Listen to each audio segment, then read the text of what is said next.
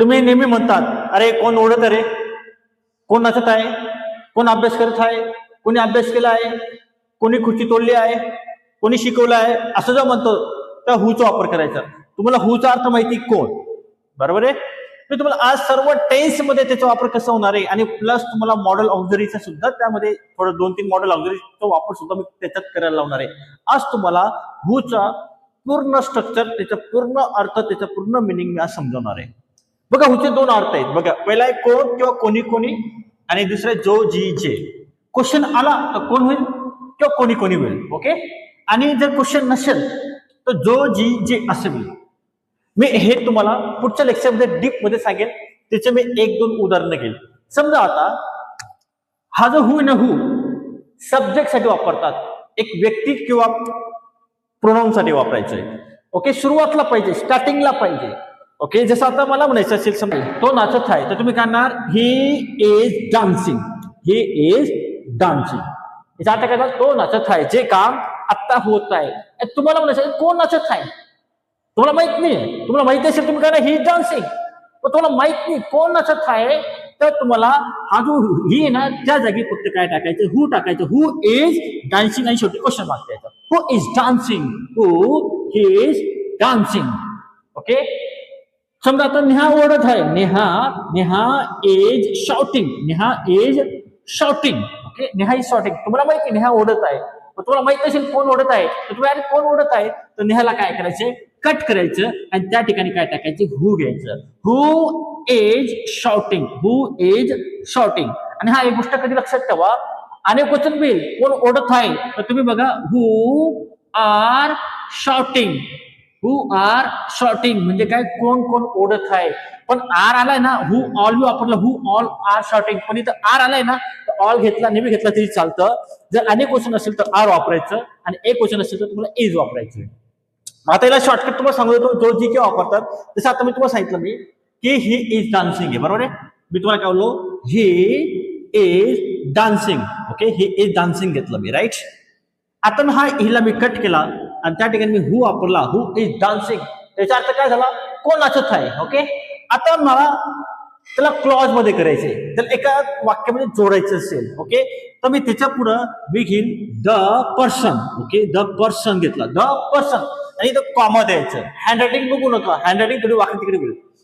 Comma घेतला मी, आणि जो व्यक्ती नाचत आहे तो कोण आहे, तुमचा मित्र असेल, तुमचा मोठा भाऊ असेल. समजा तुमचा मोठा भाऊ आहे, तर तुम्ही काय म्हणणार, is my Elder brother. Elder brother, आणि शेवटी फुल स्टॉप. इथं क्वेश्चन येणार नाही. हे वाक्य कसं झालं, the person who is dancing is my Elder brother. याचा अर्थ इथं असं होतंय, जो व्यक्ती नाचत आहे तो माझा मोठा भाऊ आहे. म्हणजे बघा, हा जो भाग आहे, हा भाग आपण नंतर करू ना. The person is my Elder brother म्हणजे हा तो इज ना, इज आहे यासाठी वापरलाय, द पर्सन साठी. द पर्सन काय झाला, एक क्वेश्चन झाला. समजा मी या ठिकाणी दे घेतला असता, समजा दे घेतला असता, दे हु आर येईल माहिती, इथं काय असतं, दे हु आर डान्सिंग आर माय एल्डर ब्रदर्स असं येईल. बघा, एल्डर ब्रदर्स म्हणजे काय, अनेक क्वेश्चन येऊन जाईल. हे आपण नेक्स्ट व्हिडिओला पुढे पाहणार आहे.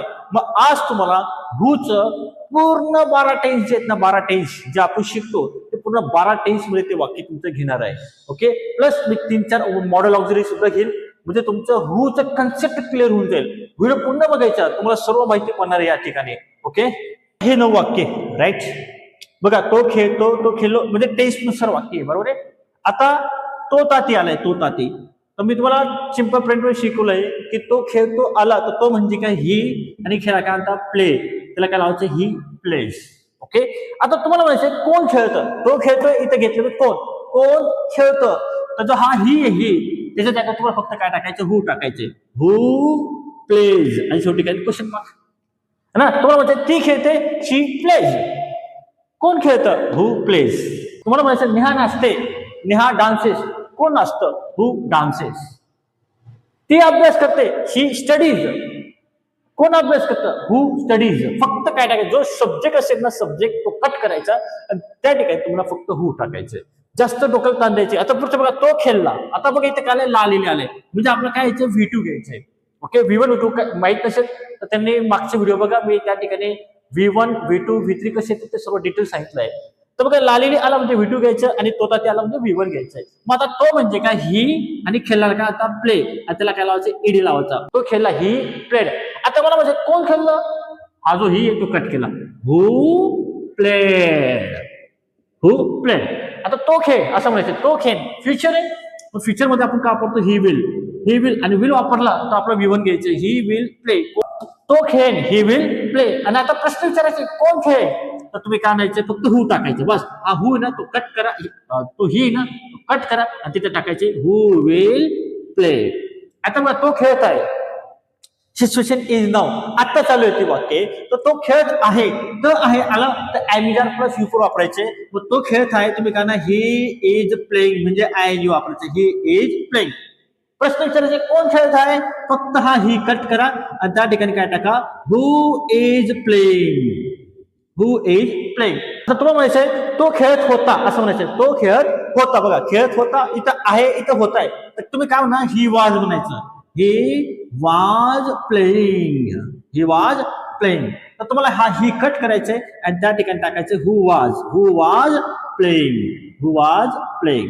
पुढचं वाक्य बघा तो खेळत असेल फ्युचर मध्ये वाक्य आहे ना. फ्युचर मध्ये तुम्ही काय म्हणणार मग ही विल बी वापरायचं ही विल बी वापरायचं नंतर V4 घ्यायचं ही विल बी प्लेइंग. आणि इथं कोण खेळत असेल हु विल बी प्लेइंग. फक्त काय करायचं तुम्हाला हु टाकायचं सर्वांना काय करायचं क्वेश्चन मार्क घ्यायचे शेवटी हु आला म्हणजे क्वेश्चन मार्क घ्यायचे. समजतं मी काय म्हणतोय. आता बघा तो खेळलेला आहे तो खेळलेला आहे आलाय तर तुम्हाला काय यायचं ही हॅज वापरला तर V3 घ्यायचं म्हणजे प्लेचे V3 काय प्लेड ही हॅज प्लेड आणि फुल स्टॉप. क्वेश्चन कोण खेळला आहे तुम्ही काय करणार हु हॅज प्लेड वापरायचं आणि शेवटी क्वेश्चन मार्क. इथं काय खेळला होता आला मग आपलं काय ही हॅड प्लेड. तुम्हाला म्हणजे कोण खेळला होता हु हॅड प्लेड शेवटी काय द्यायचं क्वेश्चन मार्क द्यायचा क्वेश्चन मार्क ओके. आणि शेवटचं वाक्य बघा कोण तो खेळलेला असेल फ्युचर आहे तुम्ही काय म्हणणार ही विल हॅव आणि V3 घ्यायचं V3 प्लेड. आणि कोण खेळलेलं असेल तर तुम्ही काय म्हणणार हु विल हॅव प्लेड आणि शेवटी काय तुम्हाला क्वेश्चन मार्क द्यायचे. बघा हे 9 टेन्स आहे ओके. आणि परफेक्ट कंटिन्युअस टेन्स जे काही वापर असेल फक्त काय हु हॅज बीन तो खेळत आलेला आहे असं म्हणायचं असेल तर तुम्ही काय म्हणणार he has been playing. Question who has been playing. Past tense who had been playing who will have been playing असं वापरायचंय. तर बघा याचं बेसिक शिकवलंय तुम्हाला म्हणजे डिटेल तुम्हाला सिम्पल प्रेझेंट टेन्स शिकवलेला आहे. तुम्ही मागं व्हिडिओ बघा जरा पूर्ण डिटेलमध्ये मी तुम्हाला तो व्हिडिओ शिकवलेला आहे जेणेकरून तुमचा तो टेन्स ही कन्सेप्ट क्लिअर झाली पाहिजे. माझा उद्देश आहे की तुम्हाला छोट्या छोट्या वाक्यातून इंग्रजी बोलायचं कसं हे शिकवणार आहे. कारण कसं तुम्हाला डायरेक्ट मोठं वाक्य देऊन दिलं ना तर तुमच्या डोक्याच्या इकडे तिकडे घुसून जाईल डायरेक्ट. म्हणून बघा कोणती लँग्वेज शिकायची तर थोडं थोडं शिका. आता बघा या ठिकाणी समजा मला शिकवणे घ्यायचे असेल शिकवणे समजा आता मला घ्यायचे तो शिकवतो ही टीचेस एस वापरायचा. कोण शिकवतो हु टीचेस. त्याने शिकवले ही टॉट. कोणी शिकवलं हु टॉट. तो शिकवेन ही विल टीच. फक्त काय करायचे हा इथं बदल करायचे तुम्हाला इथं बदल करायचे. कोण शिकवेन हु विल टीच. सर्व वाक्य तसंच करा. तो शिकवत आहे ही इज टीचिंग. कोण शिकवत आहे हु इज टीचिंग. तो शिकवत होता ही वॉज टीचिंग. कोण शिकवत होता हु वॉज टीचिंग. सेम तुम्हाला त्या पद्धतीने वाक्य करत जायचे. फक्त तुम्हाला क्रियापद बदलायचे आणि एक वाक्य तयार करायचं आणि तुम्ही हजारो वाक्य बनवू शकताय आणि त्याची घरी प्रॅक्टिस करायची. He is dancing who is dancing. He was dancing who was dancing. He will be dancing who will be dancing. He has dance who has dance ना.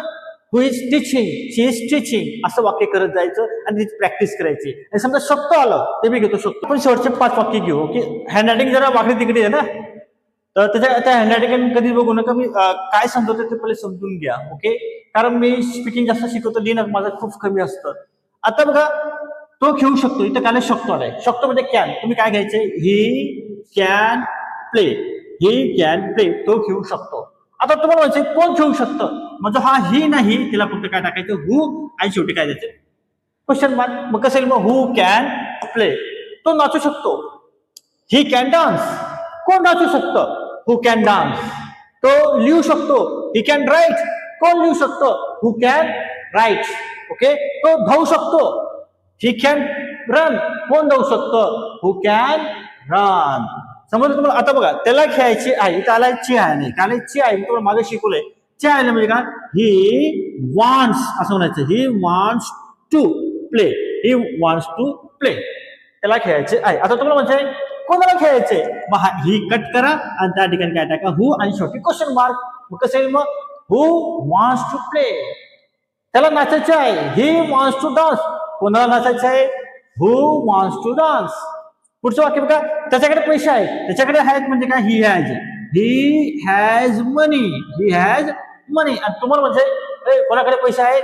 मग हिला कट करा आणि त्या ठिकाणी काय टाकायचे? हु टाकायचे. मग कसे वाक्य? हु हॅज मनी म्हणायचे. ओके. त्याच्याकडे पेन आहे.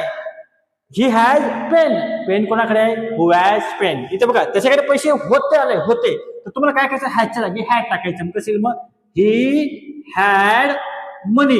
ही हॅड मनी. आणि शेवटी फुल स्टॉप. आणि क्वेश्चन, पैसे कोणाकडे होते? मग हिला कट करा. हु हॅड मनी टाकायचे. आणि शेवटचं वाक्य बघा, त्याच्याकडे पैसे असतील तर तुम्ही काय करणार? He will have money. He will have money. आणि पैसे कोणाकडे असतील? हिला कट करा आणि टाका हु विल हॅव मनी. तुम्ही असे हजारो वाक्य बघू शकता बाबांनो. ओके. फक्त काय लागतं? प्रॅक्टिस महत्वाची असते. नसेल ना, मी किती जी थोडी शिकवलं त्याला अर्थ नाहीये. समजा तुम्हाला जर म्हणत असेल, कोणते वाक्य घ्या तुम्ही. ओके. त्याच्याकडे 100 रुपये आहेत. He has 100 rupees. 100 रुपये कोणाकडे आहेत? हु हॅज 100 रुपीज. ओके. मी तुम्हाला शिकवू शकतो. I can teach you. तुम्हाला कोण शिकवू शकतं? हु कॅन टीच यू. ओके. मी अभ्यास करू शकतो. I can study. अभ्यास कोण करू शकतो? हु कॅन स्टडी. असं प्रश्न तयार करत जायचे. अशी भरपूर वाक्य आहेत. असं करायला गेलं तर आपल्याला 1-2 तास निघून जातील. मला कमी वेळेमध्ये तुम्हाला जास्तीत जास्त सांगायचा प्रयत्न करायचा आहे. ओके. तुम्हाला हुम आणि हुजचं बी जाणून घ्यायचं असेल तर मला कमेंट करून सांगा.